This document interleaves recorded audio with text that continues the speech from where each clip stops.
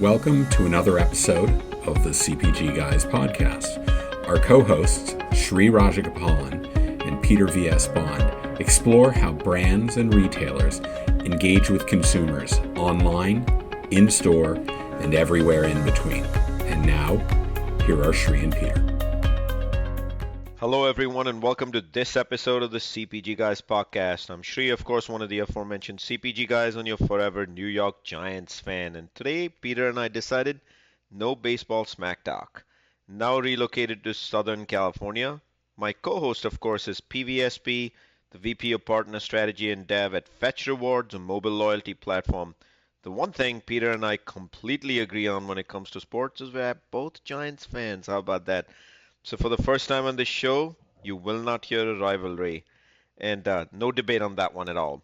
So join me in welcoming the other CPG guy, the man with the velvet voice and the radio face, Mr. Bond.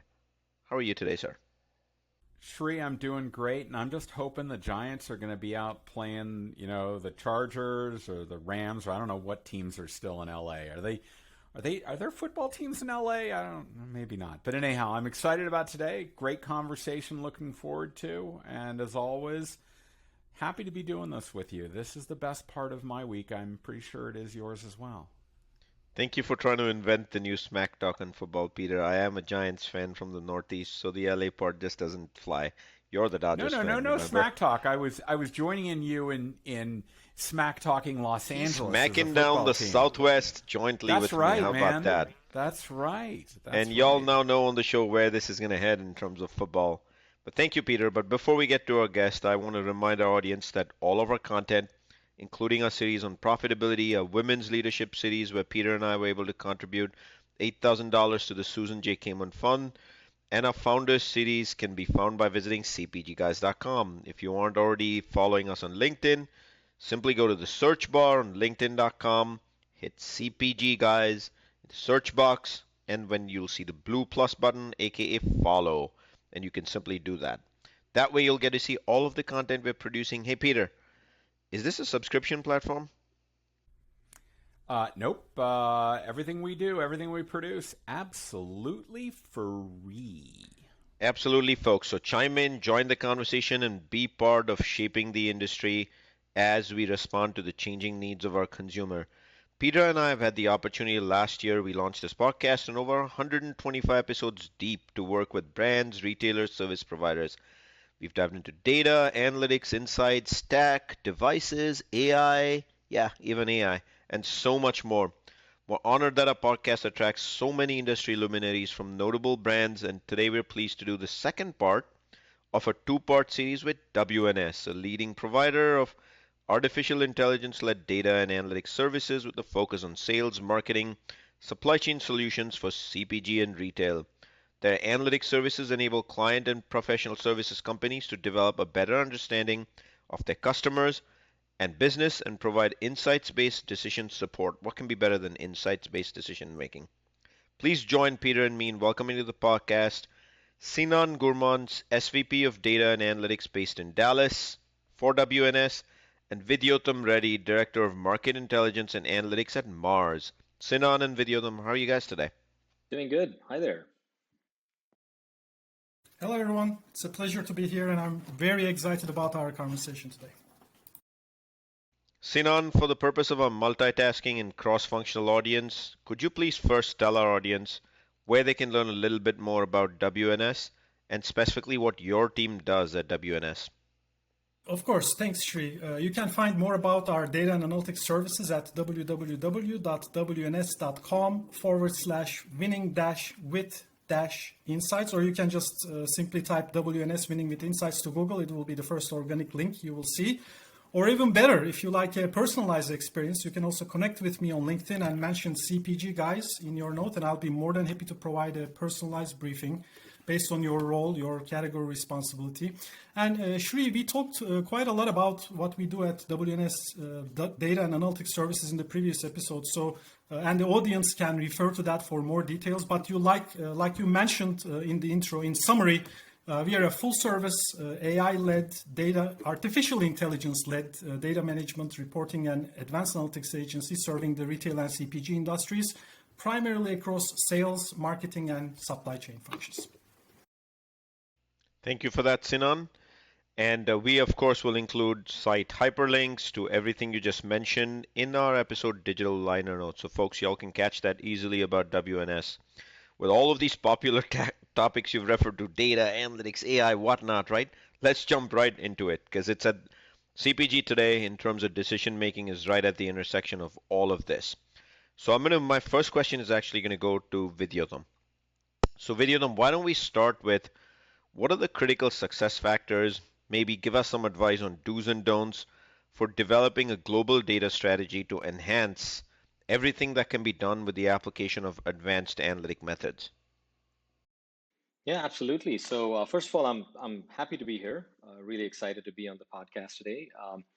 Now, analytics is obviously the buzzword today, right? You hear about it everywhere, and lots of people are thinking and talking, and and investing big dollars, all over the world. And analytics should be the center of the conversation because analytics is the bedrock on which you can, build robust growth, right? Or robust, engines of growth. Now, there's no new news here, right? And what I'm saying here is not the new news. However, the big question is, how does one drive the analytics agenda in a way that it's pragmatic, effective, and scalable, right? It's the trifecta that I think is ever eluding us, if you may. The analytics is a spectrum, right? It ranges from the basic what happened questions to the, what can and is about to happen questions, right? So if you think of that spectrum, in my experience, we all, me included, by the way, early in my career, we all want to get to the high end stuff. We all want to get to the sexy stuff, right? Like, let me go kind of predict the future, if you may. But we don't have much patience nor tolerance to pay attention to the fundamentals of global data strategies because they're not sexy, they're mundane, nobody really wants to talk about this stuff. People who deal with data strategy usually were relegated to the basements of organizations, correct? Never to be let out, if you may. But the point is that, to be able to scale advanced analytics, you need to basically pay attention to the fundamentals, right? So, scaling advanced analytics applications is a challenge primarily because it's either due to non-existent at worst, right, and poor at best coherent data strategies. Okay, in a nutshell, the do's and don'ts, if you may, of a global data strategy, from my perspective, are first of all, the basic stuff: have a data coherent, strategy. Okay, don't base the strategy on the number of zeros in the spend line. In my experience, actually, what I have found is that the number of zeros, covariance in the spend really has no correlation to the outcome. In fact, the more spending power one organization has, the more likely you are to not have a coherent approach. And this is what I've experienced in kind of my 25 years of doing this stuff. Cross-enterprise data assets need to be built with a reusable from the get-go mindset. We're all about hydrating data lakes these days in organizations where very little attention is paid to reusing those data assets. Figure out a way that the business can stand up and own master data. Today, master data, if you may, is owned only by the IT functions, even among those where they're actually paying attention to it. So I think it's high time that the businesses started owning master data protocols. And finally, use the Pareto approach, folks, right? 80-20. Don't go and try to boil the ocean here because it's not going to happen. So figure out the 20% that drives 80% of your strategy. Just maybe, if I may just add a few things about the master data management. We talked about some of the large artificial intelligence-led programs that WNS runs for some of the global CPGs in the first episode. How we saved a large CPG $50 million, improving their master data management quality by 60%. I won't get into too much detail there, but I encourage our audience to listen to that episode if they haven't yet. But in addition to these, absolutely the data management piece is very critical. The business ownership is very critical. Where I think we really found our niche is in our ability to connect the business domain, the knowledge of business domain, to data management, to data science, and eventually to actionable insights and back to business value. And in order to achieve this, we typically adopt a data and analytics center of excellence approach, And in fact, in some of our most recent implementations, now we're starting to call it Data Monetization Center of Excellence, because we brutally focus on the culture of business value, plus an augmented governance to ensure efficient collaboration, consistent and self-explanatory data definitions.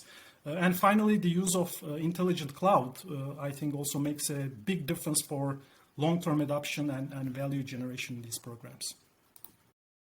Sinan, thank you for that. Welcome back to the podcast. Vidyotham, it's such a pleasure to have you join us. You had me at hydrating data lakes. That just write that one down. We're going to start using that more frequently. So you talked about some great practices. By the way, your mention of the analyst in the basement running all the numbers. Of course, the iconic movie Office Space with the guy in the basement and the stapler just came right to my head. It's flooding through. Yep. And then his office space keeps getting smaller and smaller, right? Smaller and smaller. Get my stapler. So what I'd like to know is really, we talk a lot about the research and the insights that come out of that research. What I'd like to know is, how do we close the gap between the insights from research and the activation that can really address the issues that surface through that process? Yeah, absolutely. Being in the analytics space and driving, best practices based on consumer behavior analytics, and now more kind of, algorithm-driven big data kind of solutions, if you may. I think the challenge still remains the same as, is how does one implement what has been learned, right? And how do you kind of reduce that gap? And so when you say this closing the research to activation gap, to me, it's not just about just implementing what you've learned. That's important. Don't get me wrong.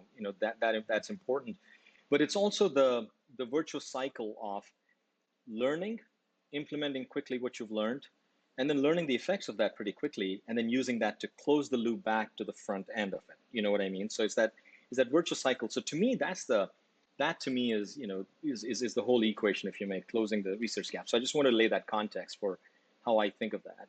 Now, if you think of CPG, especially big CPG companies, it's usually an industry that has complex internal structures, way too much data, long decision cycles, and what takes days, say for example, like a company in a company like Amazon would maybe take weeks and sometimes months within big CPG environments, right?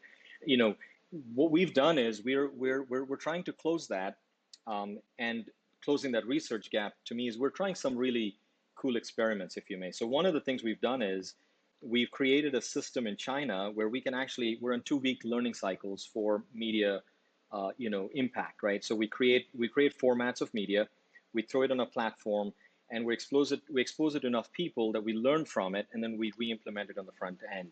So I see a lot less of that, Peter. But to me, if you could get behind that virtuous cycle of getting behind the learning, implementing it, that to me is going to close the entire cycle of research to implementation, right?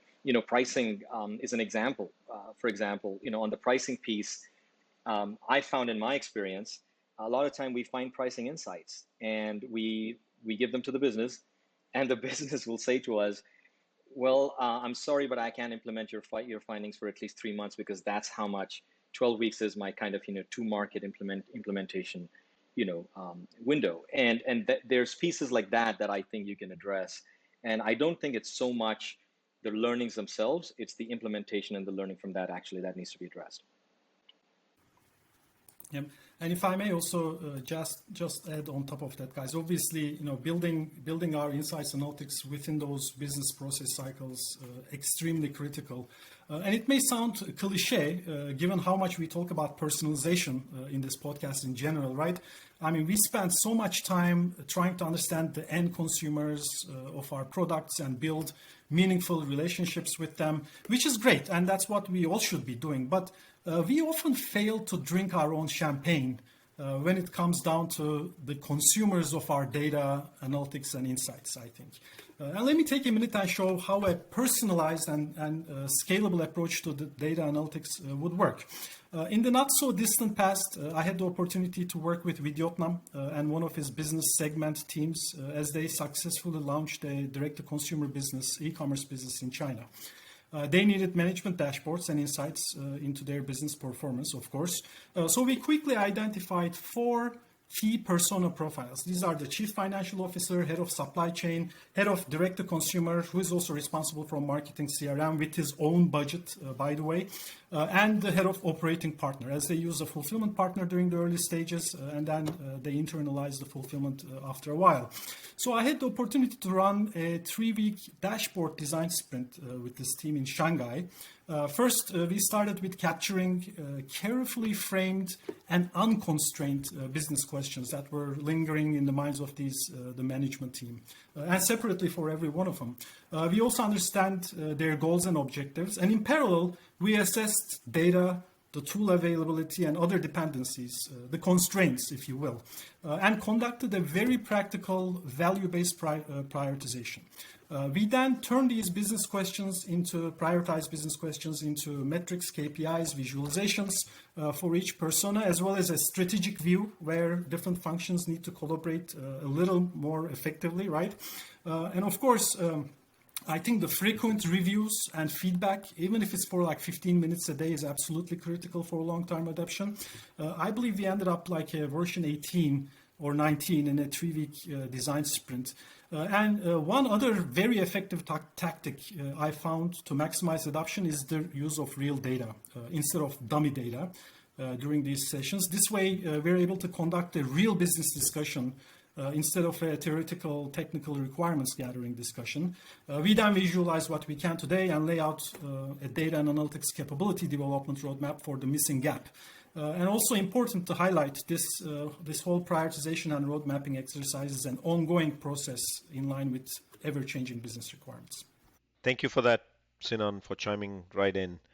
You know, in our first episode with you and WNS, we spoke about marketing mix modeling, budget allocation, and overall investment optimization. You know, these days, of course, in the industry, we call it revenue growth management, or RGM, which is all about investment optimization.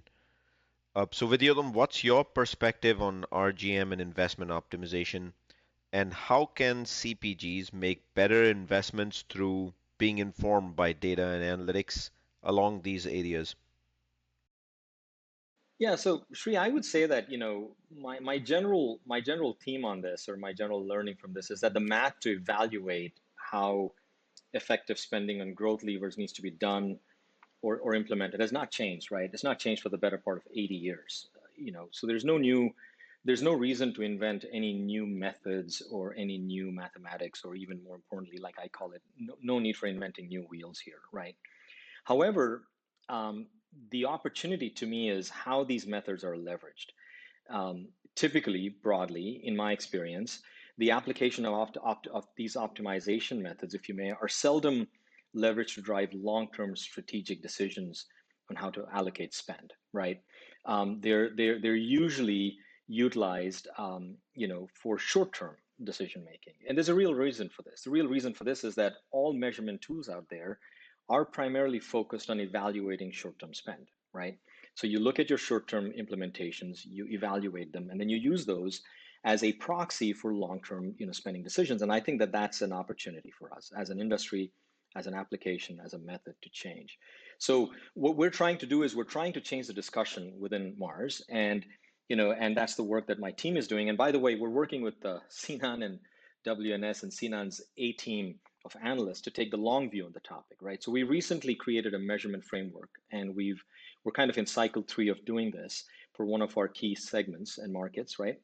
And the idea is we're taking a long-term, you know, view by taking long-term spending data. So we, by definition, don't rely on the past year spend. We actually look at least 3 to 5, potentially even 10 years of spending data. Okay, that in itself is a revolutionary thing for a CPG company, because you'll hardly ever find an organization that has 10 years of you know, continuous data on anything for that matter, right? So, but you can do this if you're planful about it. So the idea is we take that, we analyze it to come up with your high-level spending recommendations, right? So we set the watermarks, if you may, for spending decisions based on that long-term view. And then what we do is we take these long-term response curves and then we infuse those into the more day-to-day tactical tools, right? So big data and digitizing data assets has given us this opportunity, right? You have your daily SRM optimization tools, right, down to the mechanic tactic level. You have your media planning tools now because of the digital feedback loops of saying, how do I change my reach and frequency curves based on how I invest and how I spend. So, but what we're doing is that we're taking these long-term spend learnings, infusing them into tactical tools, and we're letting and empowering businesses to to make those day-to-day decisions based on long-term response curve. So I think that's the big opportunity, and that's how I would recommend a change. Vidyotham, your deconstruction of this is phenomenal. I'm mesmerized. So thank you for this. You're putting it in very relatable terms, and I know our audience is going to love that. So let's dig a little deeper here on the value equation. From your experience investing against big data and analytics, is that more focused on driving the top line or the bottom line, or maybe it's both? I'd love to hear your perspective on that. Yeah, great question, Peter. This is the big $1 trillion or even multiples of trillions of dollars question, correct? It used to be, we used to say $1 million question. I think we're way beyond that. We've got to add many, many more zeros to that now in the paradigm of the digitizing of data assets. Now, if you think of the promise of digitizing data assets at the horizon of the big data promise, the whole idea of building or implementing big data capabilities was very much to drive top lines, right? To drive above average innovation, above average growth, etc. In my observation, albeit a very CPG centric observation, because that's where I've spent most of my my career and my experience, this promise is far from achieved. At least I've not seen very clear evidence of it, right? In other words, I've seen the big data investments drive a lot of the bottom line efficiencies as opposed to driving your top line above average category growth, for example, or above average innovation performance, above average consumer-centric solutioning, if you may, right? It's the little guys who don't have the big data resources the big guys have that have been basically eating the lunch from the big guys. And I happen to be working for one of the big guys, right? So anyways, so I've experienced it painfully at times, but it's a fact. So I've seen overwhelming evidence of driving bottom line outcomes. Now, don't get me wrong. I'm very happy that we're driving these efficiencies, frankly, in the matrix. However, a decade plus of being on this journey, in my analysis, is that there is a discussion that needs to happen here, right? We need to be at least having a conversation about, guys, is there ever a way to drive top line? And I think there is. So that's the point here. So if we were to correlate the entities, right, with the largest war chests in the space, right, like I was just saying before, who have overwhelmingly invested in digitizing data assets, they're not necessarily the ones that are consistently delivering above average category performance. It's a fact, right? You take the top 10 CPG companies and you'll see that they have a very cyclical way of delivering performance. They're not like consistently delivering above average. So I'm on a journey, like you asked the question, I'm on a journey as well to objectively understand, this, and in my work and my discussion with Sinan, you can imagine we have very exciting conversations on this topic. This is actually a topic of great interest for me. But just to answer your question, straight, I do think that big data has driven overwhelmingly bottom line versus top line performance. Yeah, and if I may also maybe add a few things on top of that, guys. I mean, I think it would be safe to say that I built my analytics career on initiatives that focused on innovation and top line growth, significantly more than cost cutting, and it's a lot more challenging for sure, as it's not as easy to quantify the net incremental impact of your interventions when we talk about sales growth versus cost reductions, right? In the first episode, we mentioned WNS as a leader amongst this competition in terms of the percentage of our revenues being tied to certain performance-based outcomes. In fact, our ability to evolve into a performance-based client engagement maturity is also very different when we look at top-line growth versus cost reduction opportunities. we can make a quick assessment and contractually sign up to reduce your finance and accounting or procurement costs, sometimes even from day one, right? Because cost-related activities are very transactional in nature. They're very easy to measure. It's not the same in analytics that focus on top line growth. Even agreeing on the right methodology to measure true incrementality takes time, and a working relationship maturity of at least going through one real experimentation cycle in the market with our clients. Drawing a real baseline, on the other hand, and identifying the impact of every possible reason that may be changing our business is not as straightforward in CPG, right? And I tell you why, maybe not all the reasons, but at least some of the analytically related ones. Like in digital, that may be the challenge of an accurate multi-touch attribution model, right? In physical, it may be your ability to quantify cannibalization, forward buying, pantry loading effects. But again, there is a big difference between a perfect decision and a better decision. And a perfect decision is a theoretical concept. It's not real. What really matters, as we've been talking about, is are we able to make better business decisions with the use of data and analytics than we did before? Meaning we are generating more value for our stakeholders. And I'll share a very exceptional, very quick example from a recent Fortune 300 client of ours who are in the automotive and heavy truck aftermarket and salvage parts business. We've recently launched a customer segmentation and digital campaign management program with them. And we were able to agree to a top-line performance-based outcome from day one, as the client never executed any segmented and targeted campaigns in the past. And in that low level of maturity, we were confident about the incremental value we will drive on top of their existing business base. I bet you won't find easily such examples in the industry, Shri and Peter. So, Peter, are you from the automotive and heavy truck aftermarket and salvage parts business industry? I can't say I am. You're not betting either in that case, it sounds like. So, Sinan, that was actually a good summary right there of an opportunity or a case study right there from an industry quite different to CPG that may be directly applicable here. But Sinan, part of this is you've been an analytics leader for quite a time over your career, kind of built it as you mentioned earlier. And in the process, you've obviously worked with a ton of Fortune 500 brands, some of the largest brands possible. Over the course of time, though, Sinan, as things have matured in data and analytics, what trends have you seen in this evolution? And are there predictions or forecasts you would make as to where this is going to go? Yeah, it's a great and a loaded question, Shri. I'll try to focus on some of the key, most important parts. I think if you look at 20 years back compared to now, I think the data and technologies have evolved and driving significant improvements in our ability to communicate and influence, right? That's for sure. But I think the fundamentals of building and managing relationships are still the same.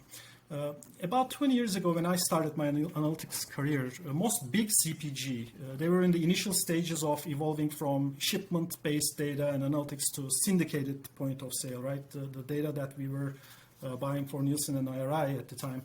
And consumer focus was limited with relatively small-scale market research and focus groups, which arguably represented the overall market. Consumer advertising was at mass scale, mostly one-way, right? TV, radio, etc., and not really traceable to the persona.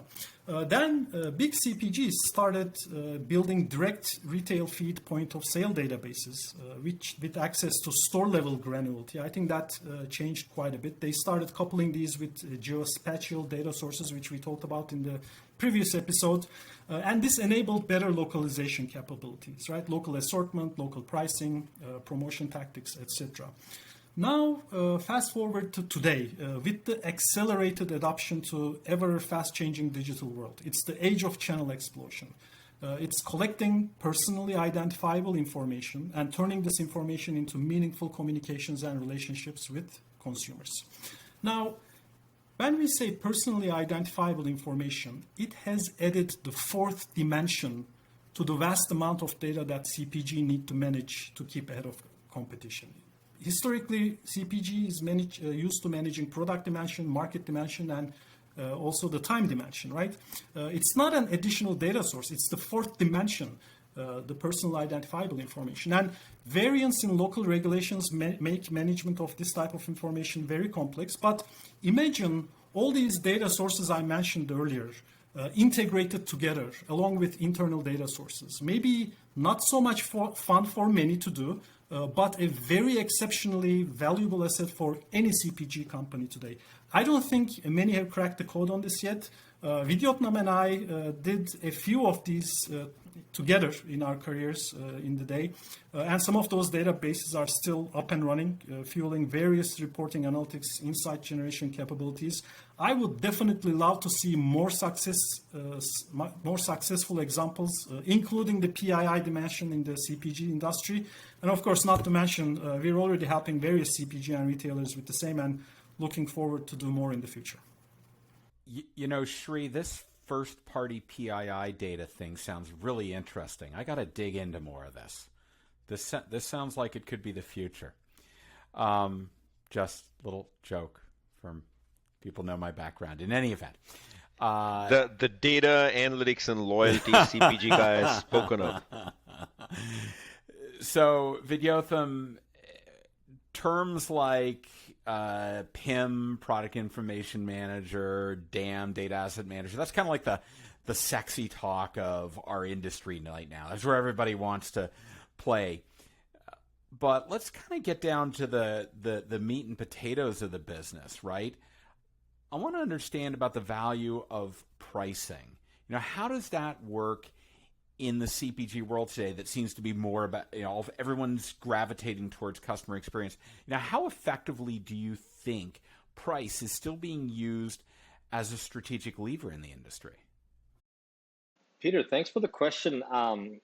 In my opinion, it is the most underleveraged of most effective growth levers, if you ask me, right? Within the CPG industry, particularly. And I think that there's much opportunity there. So we spend a lot of time, digitizing our data assets, optimizing media and trade budgets, and but I do think that the next frontier is a deep enterprise-wide understanding of how pricing actually works, right? And how to activate it as a legitimate long-term growth lever, versus today it's more of a knee-jerk, opportunistic, let's close the profit hole activity that it enjoys, among the top players of the industry. It basically is cost plus. It's like the modeling, if you may, for pricing today within organizations for the most part is cost plus. It's competitive based, and close the gap to my business model or my profit model, right? And the idea is that because of that, I do think that it has led to some very dysfunctional practices. So let me give you an example by what I mean by that. So if you really go out there and do some research, and I've done this, so I know the answer, if you may, is that you would expect that most companies are taking pricing actions based on opportunities presented to them, correct? Not true. The likelihood of companies taking pricing actions are directly tied to their financial or fiscal planning cycles. And so there's a question to be asked there. So if we're all about data-based decisioning, correct? I would say price is the place where that's been least evident. And I think that there's an opportunity for us to change that. So the idea is that let's step back. Let's try and pay attention to this. Let's first of all agree that it can be used as a long-term growth lever, right? And I'm at the helm of some teams where we've done analytics, and we've done the analytics that have given teams the confidence to go take pricing, and they took pricing for the first time in 10 years, right? So those are the things that really, I think they should be well past us. Like I said, it's the least understood, but also I think the one with the most opportunity for growing longer term. And if I may also add a few cents on top of what Vidyotham said. Of course, what Vidyotham highlighted around agility, flexibility required for these pricing decisions and process is very important. But I also like to highlight that with more CPGs getting access to direct store level point of sale feeds from retailers, right? Opposed to grouped syndicated point of sale from Nielsen and IRI. Nielsen and IRI don't give us that granularity of store level, right? Let me share a large digital transformation case study from one of the largest convenience retailers in the world, as I believe CPGs have a lot to learn from retailers, especially on localization, right? Like managing local pricing, for example. The objective of this convenience retailer was to boost their retail sales with data and analytics, and the scope of the project included store clustering, out-of-shelf reduction, assortment optimization, everyday pricing, as well as promotion optimization. Obviously, the store clustering is a foundational enabler for most of these activities. We first clustered their stores based on their sales characteristics, and very quickly, one cluster stood out significantly with its skew towards larger pack sizes relative to the rest of the other stores, so bigger items. And this is a convenience environment, right, where most things are in smallest packs possible. So with this insight, we further analyzed this cluster, and we realized that there were no large grocery stores within a couple-mile radius of these stores, and a lot of residential development. So the shoppers use these gas stations as grocery fill-in stores due to their convenience. And when we simply looked at the pricing elasticities of these items in these stores, to nobody's surprise, we realized these large pack size items were not elastic at all. Meaning, if the pricing change, it didn't really impact demand significantly. So what do? We raised the regular prices on these items. The consumption demand didn't decline at all, and the margins were off the roof. So to Vidyothm's earlier point, to tie it back to Vidyothm's earlier point, the question, if you're a global company, how do you scale a valuable insight like this across the globe? And the answer to that is a global data and analytics center of excellence, right? That would help do that. And the program that I mentioned has now scaled across 16 plus countries globally. All right, we're going to get to a topic that Sinan and I frequently discuss outside of this podcast because we just find it to be a fun topic, and that is D2C media and promo budget. Is it marketing? Is it trade? Above the line, below the line? Where should this, in y'all's opinion, belong in the industry? Yeah, I can go first. I'm glad Sri, you and Sinan are passionately discussing this, because this is a pet peeve of mine as well, right? As you can all imagine. Vidyotham, I've been dealing with it for 5 years since I moved over from brick and mortar into the e-commerce, and now a whole swing back, right? Yeah, I'd love to grab a beer sometime and join the both of you on that conversation. Looking forward to it. Or even Peter, probably you could join it too, and probably we'll have a good conversation. But I think the way to think about this, in my opinion, is that first of all, e-com, D2C are not tactical levers. They should not be viewed as just another channel where we're selling stuff, right? I think that to me is the biggest point of view. It should be thought of and leveraged, or these places should be thought of and leveraged as strategic ways to communicate with our customers or our consumers, right? The owner, in my opinion, the owner where this should sit, or who owns the budget, if you may, should be whomsoever has the decisioning rights on the strategic growth agenda. Now, one would say, well, shouldn't it be the one who owns the growth agenda? In my opinion, everybody who's paid to lead at the company owns the growth agenda, but not everybody who's paid to lead at a company who owns the growth agenda respectfully has the decisioning rights on the growth agenda, right? So I think that to kind of put some more flavor on this, or to kind of cut to the chase, it should be placed with those who have the decisioning rights, right? The accountability and the responsibility, if you may. Now, if there was a need, however, to build a hierarchy of where this sits, then most likely the first consideration is whether the business is a pure play, right? Is that your only channel of selling stuff, if you may, or communicating to consumers? Then in that case, then probably you could make a case for this to be part of the operations side of the house. But however, most businesses are not, right? And especially the businesses that I come from, CPG is not. The chances are that we're delivering product through multiple channels, right? Then I would say that it absolutely has to sit within the marketing organization, right? Never IT or finance. Once again, this is my kind of point of view, my perspective on this. Like when we grab that beer, probably I can provide more details as to why I believe this with a passion. But I do think that it should be part of the part of the marketing side.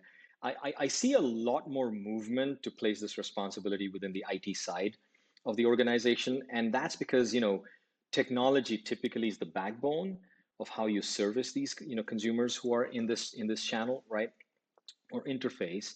But however, without marketing involvement, I think that you lose the nuance of the consumer insight, right, of the behavior insight, if you mean that's why I was saying that it should be there.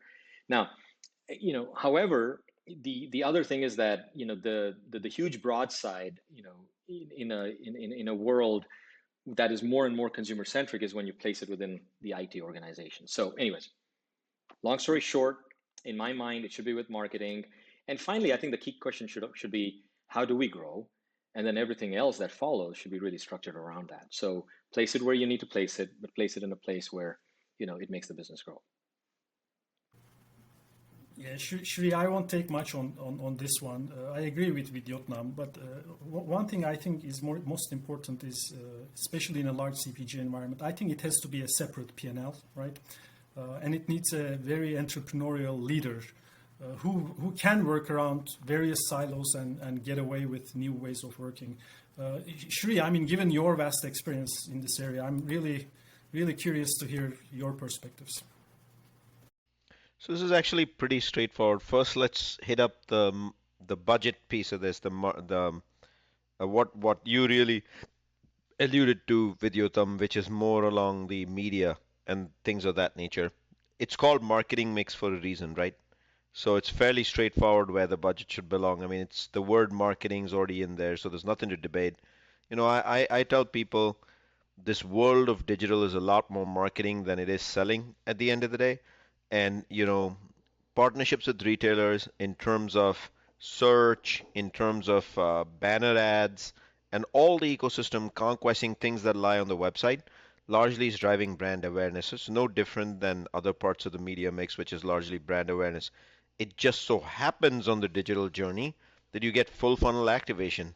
To me, that is like excitement for marketing 305, not disappointment or something mystical, but that also, Vidyotham, if you note, results in a lot of conversation about measuring ROAS very actively on digital, whereas it's much more passive offline, which is not actually right.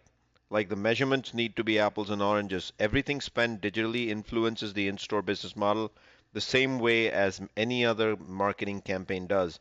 So attribution should be there. So I have a very strong viewpoint that that's the way it should be, and it's not going to change at this point because I've had experienced this over years. And then on the D2C side, Sinan, the question is, why does a brand get into D2C in the first place? If that's the native infrastructure and backbone of the brand in which they launch D2C, then that's always going to be its own P&L. It should be run that way, and that's how it should be scaled. But if you're an existing scale brand, I see D2C as a completely different purpose. It's a lot more about innovation, trial, getting the data, qualifying an innovation to receive the scale in store when taking it to a retail partner of choice. And really, the best opportunity for a brand to develop a relationship with the consumer, run surveys, engage the consumer in co-creating innovation, and creating a relationship of value with the consumer that the brand may still choose to activate at retail on a store shelf. So fairly straightforward to me. It's really, if you're a D2C native, that's how you're going to do it. Go forward because you know that ecosystem pretty well. But if that's not what you've been dependent on scale and you have it elsewhere, there's a role D2C can play in your life. But with Sinan, I'm going to jump into the closing section of this podcast. So let me remind our audience, first of all, that all our content can be found on CPGGuys.com, and the best way to join this growing family and audience, those that contribute to this changing transformation that Sinan and Vidyotham have just discussed in the industry, whether it be data, analytics, top line, bottom line. Peter, I feel like we covered a ton in this episode. What do you think? Listen, I didn't even get to ask these guys how the B side of classic rock and roll artists like Green Day and the Rolling Stones contribute to leadership. By the way, for those millennials, B-side, it's when we used to buy music on vinyl, and they were singles that went at 45 revolutions per minute, and it was on the other side of the core song. A whole nother story. Look in the liner notes for the Easter egg, people. You're going to love it, and follow these guys on LinkedIn. They are epic in what they talk about. You really should pay attention to this stuff. But Shri, blown away. Phenomenal episode. So we really hit the spectrum on this one. And Vidyotham, for another episode, will save what is the R square of the leadership of the rock bands that Peter just introduced to us. But I want to, for our audience here, the best way you can participate in shaping the show, who comes to the show, topics you'd like to hear about, go to linkedin.com, go to the search box, simply type CPG Guys, hit the blue plus button, aka that's the follow button, and be part of this dialogue and influence it. Another way you can do that is go to ratethispodcast.com/CPGguys, leave us a rating and a review on the Apple platform. But in the meanwhile, tell us what you want from this show. That's as easy as it gets. Sinan and Vidyotham, thank you to both of you for joining us on this episode and enriching the world with data and analytics. Thank you very much. Thank you. Cheers, guys. Mr. Bond, another fun episode. Fun every week doing this with you. I had the time of my life, Shri. I had the time of my life. Yes, that is a Green Day reference. Sorry, everybody. There we go. He knows when he brings up these songs I have to sing. Should I sing, Peter? Go. We're going to save the audience this time over because it's not a rap song. And if it's a rap song, I am going to sing it. And to all our audience, thank you, folks, and we will see you soon in another episode of the CPG Guys.